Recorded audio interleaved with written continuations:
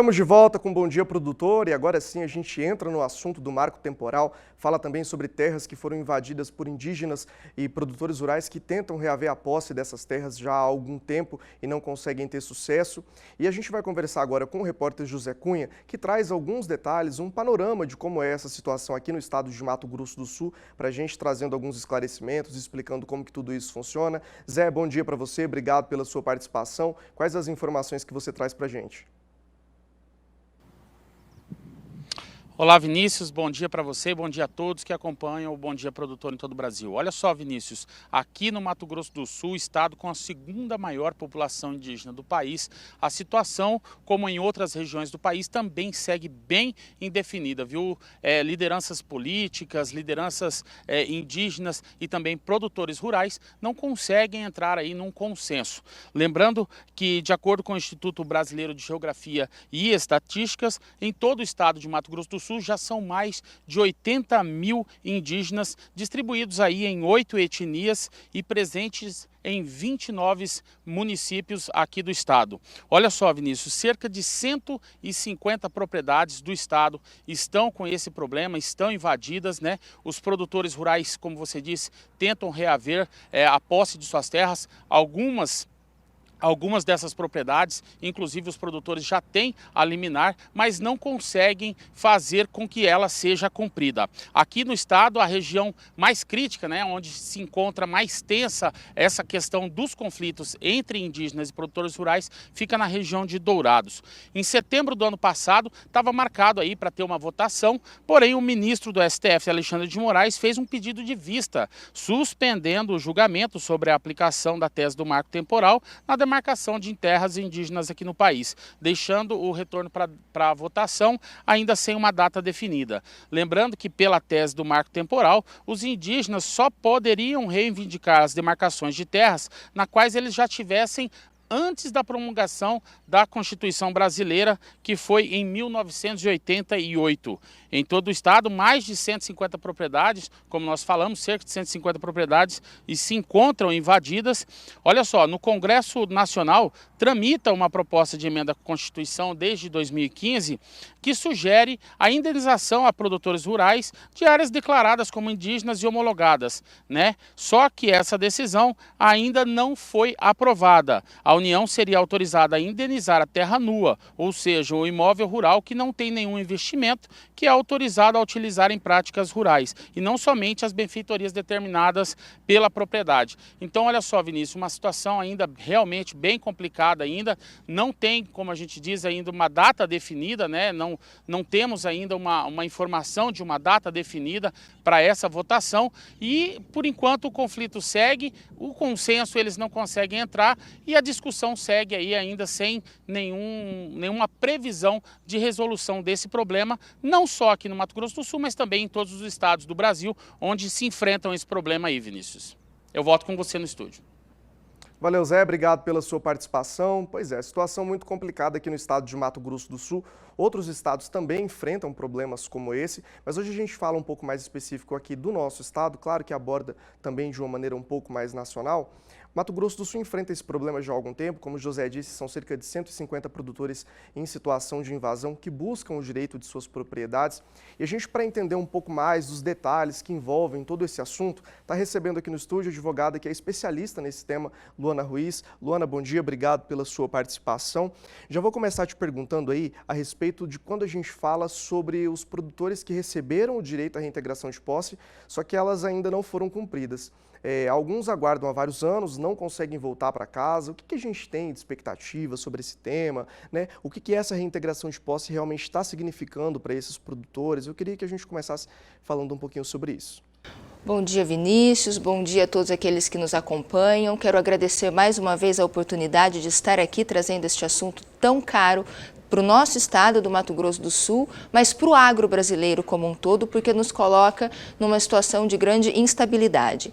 A questão da reintegração de posse, nós tivemos por muito tempo, em especial aqui no Mato Grosso do Sul, diversas áreas com liminar de reintegração de posse e essas reintegrações de posse não estavam sendo cumpridas.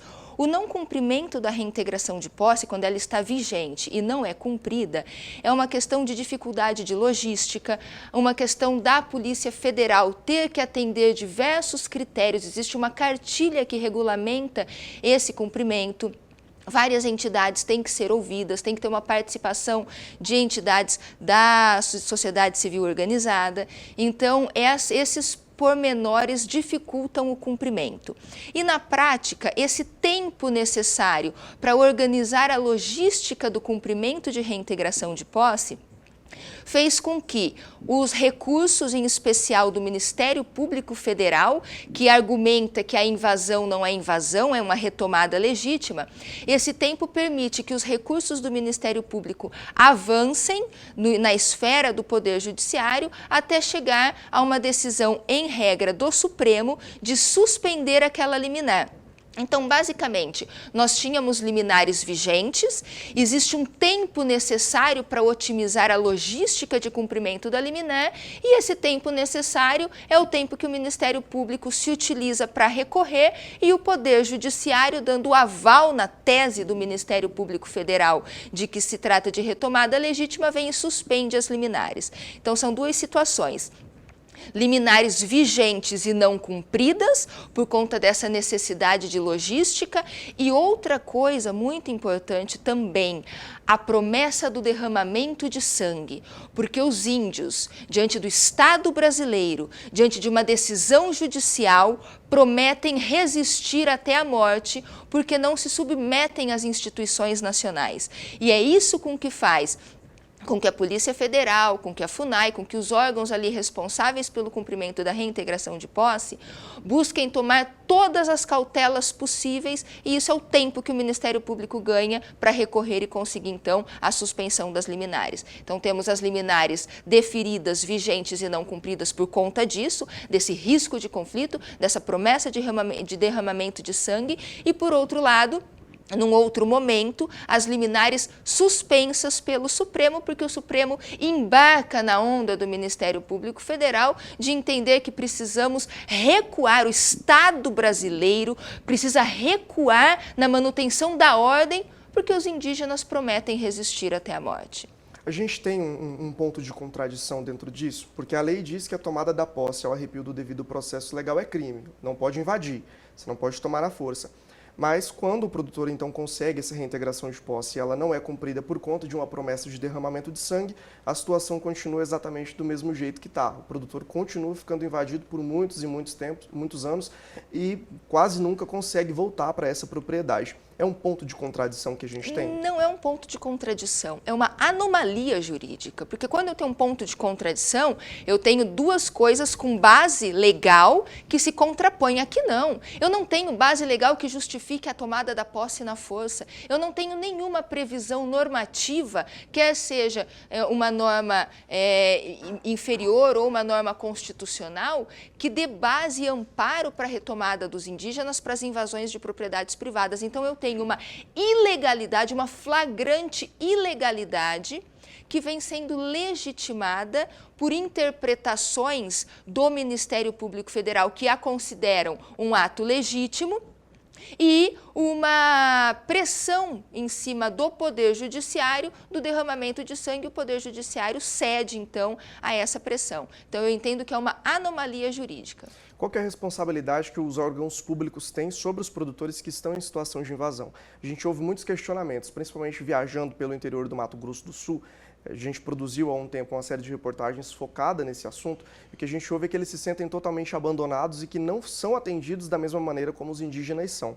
Qual que é a responsabilidade dos órgãos públicos quando a gente fala desse assunto? Nenhuma. Não é uma responsabilidade. Na verdade, nós somos vítimas da irresponsabilidade dos órgãos públicos, porque responsabilidade nenhuma recai sobre os órgãos públicos quando, repito, Ministério Público Federal, procuradores federais que representam a FUNAI, no caso, advogados públicos que representam a autarquia, vão ao Poder Judiciário e aí entra o tripé desse contexto, que é o próprio Poder Judiciário anuindo com a questão da invasão. Responsabilidade nenhuma recai sobre eles e nós somos as vítimas da irresponsabilidade.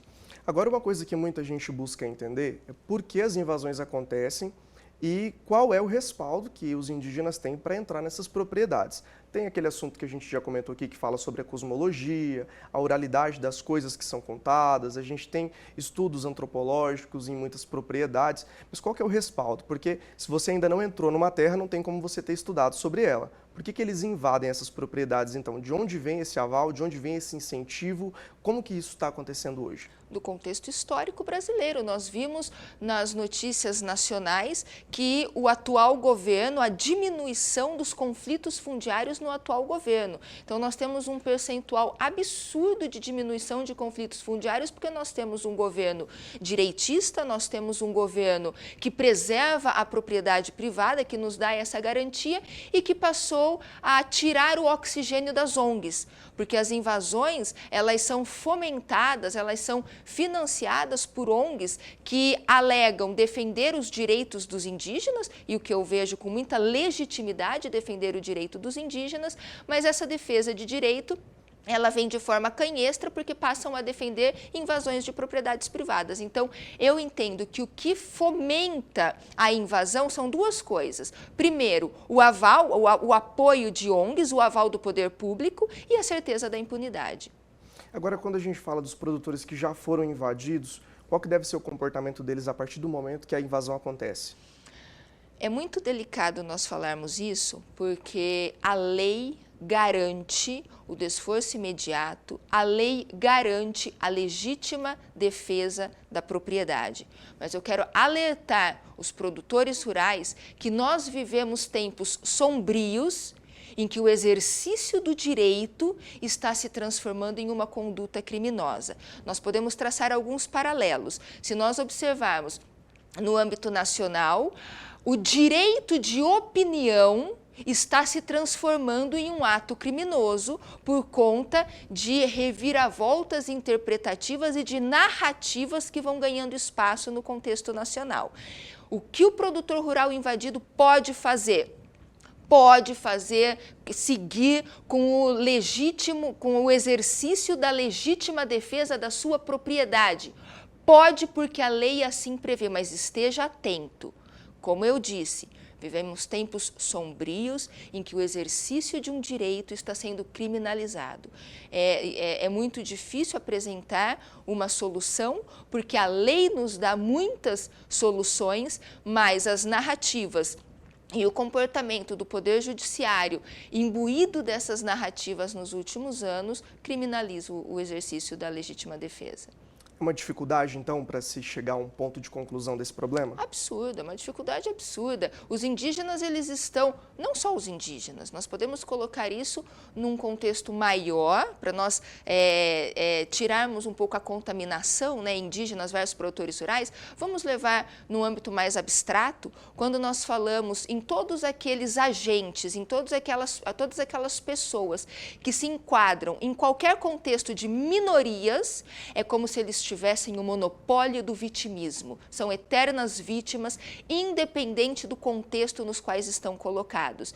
E qualquer coisa, e repito, do outro lado, ainda que seja o exercício de um direito com base legal, passa a ser um ato criminalizado por conta, repito, do vitimismo das minorias. Bom, agora a gente tem uma possível luz no fim do túnel, que seria o marco temporal, né, se fosse considerado constitucional.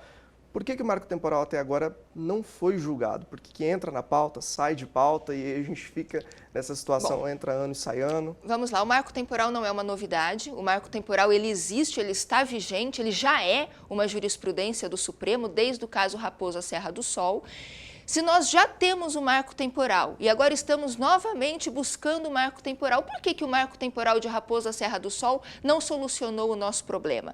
Porque quando o julgamento de Raposa Serra do Sol fixou o marco temporal, e aqui só um parênteses, marco temporal é aquela tese de que só pode ser terra indígena aquelas nas quais os índios estão em 1988, de modo que as propriedades privadas tituladas antes da promulgação da Constituição Federal são legais, legítimas e não podem ser demarcadas como terras indígenas. E quando o Supremo, na Raposa Serra do Sol, define o marco temporal, ele nos dá com uma mão e nos tira com a outra. Por quê? Porque ele define o marco temporal, só é terra indígena onde os índios estão em 1988, e ele traz uma exceção ao marco temporal, que é o esbulho renitente. Nos casos em que os indígenas eventualmente foram retirados da terra, por meio de violência ou por ato contrário à sua vontade, nesses casos não se aplica o marco temporal. E segundo os laudos da FUNAI, todo o Brasil era ocupado por indígenas e em todo o Brasil os indígenas foram retirados por força alheia à sua vontade. Então eu tenho o marco temporal que resolve a questão da segurança jurídica, mas ao mesmo tempo eu tenho o esbulho renitente que fragiliza essa segurança jurídica. Nós podemos trazer aqui dois paralelos para ver se as pessoas conseguem entender o que eu quero dizer com ganhar e não levar. Nós estamos na discussão das vacinas. O Supremo já decidiu, nenhum cidadão brasileiro pode ser forçado, coagido a tomar a vacina da Covid. Mas quem não tomar, quem não tiver o passaporte sanitário não pode ingressar em diversos lugares, as crianças não poderão ir à escola. Então, eu tenho um direito de não ser obrigado a não tomar a vacina à força, mas se eu não tomar, eu não posso ter a vida normal. Outro exemplo, o Código de Trânsito. O Código de Trânsito impõe que ninguém é obrigado a fazer o bafômetro. Mas se eu não fizer, eu vou ser multada como se tivesse feito e como se estivesse embriagada. E aí são esses paralelos que eu acho importante trazer, porque às vezes isso traz esclarecimentos para as pessoas entenderem o porquê que eu ganho, mas não levo. Porque no Raposa Serra do Sol eu tive o marco temporal e tive o esbulho renitente. E agora o Supremo então entendeu que aquele julgamento de Raposa Serra do Sol não teve efeito vinculante e vai rediscutir o marco temporal e agora sim, com reconhecimento de repercussão geral, para valer para todos os processos e para todos os casos no território nacional. Esse processo ele começa lá em Santa Catarina. Era uma invasão de propriedade e ele evolui na tramitação processual até chegar ao Supremo, e agora o Supremo então vai rediscutir para saber se nós teremos marco temporal, só é terra indígena onde os índios estavam em 1988, ou a antítese indigenato. Qualquer centímetro quadrado deste território pode ser terra indígena, porque o Brasil não foi descoberto, foi invadido. Entra e sai de pauta, porque é um trâmite normal, e entrou na pauta virtual. O ministro, quando pede destaque da pauta virtual, leva para a pauta presencial, está agora na pauta presencial. O ministro Edson Fachin, relator, já apresentou seu voto pelo indigenato. O segundo a votar foi o ministro Nunes, apresentou seu voto pelo marco temporal. O terceiro a votar seria o Alexandre de Moraes, que pediu vista, que é um direito, eu acho até coerente. Eu prefiro que a gente demore mais e que tenhamos um julgamento racional do que acelerar o processo e termos essas anomalias jurídicas, como as que eu coloquei aqui. Então, o ministro Alexandre de Moraes devolveu o processo, sem voto ainda, só devolveu o processo, e o ministro Fux pautou. Dia 23 de junho de 2022, o julgamento do marco temporal será retomado no Supremo com a apresentação do voto do ministro Alexandre de Moraes e, na sequência, o voto dos demais ministros. A senhora acredita que a pauta, que o assunto deve ser retirado de pauta novamente, ou que agora a gente consegue caminhar dentro desse assunto para uma possível solução? Eu acredito que a pauta do dia 23 de junho de 2022 está garantida com a apresentação do voto do ministro Alexandre de Moraes, mas nada impede que outros ministros peçam vista e o pedido de vista necessariamente retira de pauta o processo. Agora, doutora, além do marco temporal, a gente tem algum outro projeto de lei, algum outro PL que traz um alívio para o produtor rural? Nós temos o projeto de lei 490, que abarca todo esse contexto, não só a questão de marco temporal, indigenato, esbulho renitente, a delimitação desses conceitos jurídicos, traz também possibilidade indenizatória. E temos tramitando agora na Câmara, começou no Senado, que era a PEC 71, no Senado ela tinha este número, quando foi aprovada no Senado, está agora tramitando na Câmara dos Deputados com o número 132/2015, que é uma PEC que altera o parágrafo 6º do artigo 231 da Constituição legislação federal prevendo a indenização das áreas. Então, se a área foi titulada antes de 88, mas sobre ela for reconhecido que existe posse tradicional indígena, essa área não vai mais ser expropriada, ela vai ser desapropriada, entrega a área para o indígena, mas indeniza o produtor rural. Alerta para um detalhe da PEC 132. Lá está escrito que serão indenizadas as áreas homologadas a partir de 2013. Então, eu tenho 1988 e 2013. As homologadas a partir de 2013 poderão ser indenizadas. Deixou uma lacuna de 25 anos. Todas as áreas homologadas nesse período de 25 anos estão fora do guarda-chuva jurídico da PEC 132. Eu vejo como uma situação extremamente grave. Já fiz uma solicitação para a FUNAI em Brasília para que me seja apresentada uma relação de todas as terras indígenas que tiveram o seu decreto homologatório publicado nessa lacuna de 25 anos para nós colocarmos nos pratos da balança o que efetivamente está em jogo. Repito, mais vale uma discussão amadurecida, por mais que eu perca mais tempo, do que uma discussão acelerada para termos essas anomalias. E mais um parênteses, não dá para falar em discussão acelerada, porque a PEC 71, que começou a tramitar no Senado, ela é de 2011, então que acelerado é esse, né? E ainda assim as anomalias existem. Perfeito. Doutora, eu vou agradecer a sua participação. Obrigado mais uma vez por trazer aí para o nosso público esclarecimentos a respeito desse assunto. Eu agradeço o Canal do Boi e um bom dia a todos os que nos acompanham.